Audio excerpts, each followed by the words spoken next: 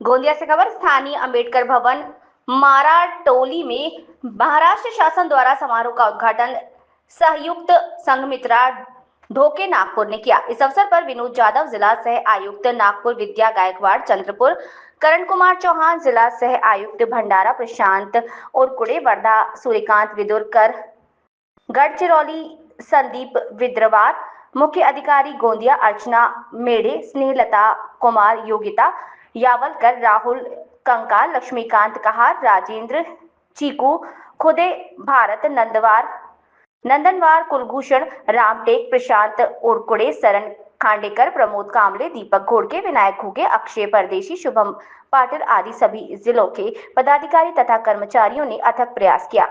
अतिथि ढोके ने इस बड़े आयोजन की गोंदिया जिले की प्रशंसा कर आगे राज्य स्तरीय खेल स्पर्धा में भी ये शौर्य पदक लेकर ही आगे ऐसी शुभकामनाएं दी। सतीश पारधी की रिपोर्ट।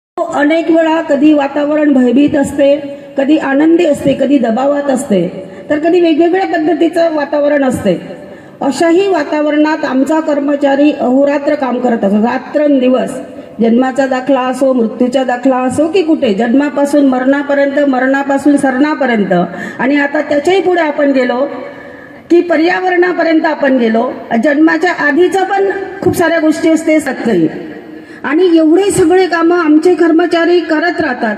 कुठलीही त्यांची कुरकुर नसते, कुठलाही त्यांचा रोष नसतो। काही रोष असलाच तर तो वेळेचा असतो, आणि तरी सुद्धा आमचे कर्मचारी हे नागरिकांसाठी काम करत असतात, प्रशासनासाठी काम करत असतात, सरकारसाठी काम करत असतात। म्हणजे आपण राजकीय कुठेही काम करताना दिसत नाही। कारण आपण बघतो की जो सफाई कामगार वर्ग आहे त्याचं जर आपण काही जागतिक अहवाल जर आपण वाचले सफाई कामगारांचे, तर त्यांचं आयुष्य हे 50 वर्षाच्या आधी संपुष्टात येतो। 50 वर्ष सुद्धा त्यांचं आयुष्य नाही। आणि त्यामुळे कमी वयाची मुलं, जी आता आलेली मुलं आहेत, कॅडरचे कर्मचारी असतील किंवा चीफ ऑफिसर असतील किंवा कोणी असतील, त्यांना हाय ब्लड प्रेशरचा प्रॉब्लेम आहे किंवा अनेक प्रकारचा प्रॉब्लेम आहे। 165 दिवस आपण आनंदी वातावरण देऊ शकत नाही, म्हणून हे आपण पूर्ण महाराष्ट्रामध्ये फक्त नागपूर डिव्हिजननं हा निर्णय घेतला होता की वर्षाचे किमान 3 दिवस, वर्षाचे कमीत कमी 3 दिवस आपण फक्त आणि फक्त खेळणार आहोत। कर्मचारी आहे, नगर परिषद आस्थापनेचे कर्मचारी आहे, ते कर्मचारी त्यांच्या गावाच्या बाहेर, त्यांच्या शहराच्या बाहेर त्यांची त्या कर्मचाऱ्याशी, दुसऱ्या कर्मचाऱ्याशी ओळख नव्हती। त्यांच्या गावामध्ये, त्यांच्या शहरामध्ये असणारा कायदाच तो त्यांना अंतिम कायदा वाटायचा। तेव्हा त्यांची अनेक शहराच्या लोकांची ओळख झाली। गडचिरोलीचा कर्मचारी असेल तर त्याची वडशाच्या कर्मचाऱ्यासोबत ओळख झाली, त्याची कुर्चीच्या कर्मचाऱ्यासोबत ओळख झाली। लावला शासन स्तरावर आपण त्यांना म्हटलं की आम्ही आमच्या स्पर्धा घेतो, ह्या राज्य स्तरावर सुद्धा स्पर्धा व्हायला पाहिजे, आणि म्हणून ह्या वर्षी राज्य स्तरावर सुद्धा स्पर्धा होणार आहेत आणि होणार आहेत। आपण ते सुद्धा त्यांना म्हटलं की जर आम्ही ह्या क्रीडा स्पर्धेची सुरुवात जर नागपूर विभागाने केली, क्रीडा स्पर्धेची नगर विकास विभागामध्ये नीव जर नागपूर विभागाने टाकली आहे, तर आम्हाला ह्या क्रीडा स्पर्धा नागपूर विभागालाच घेऊ द्या।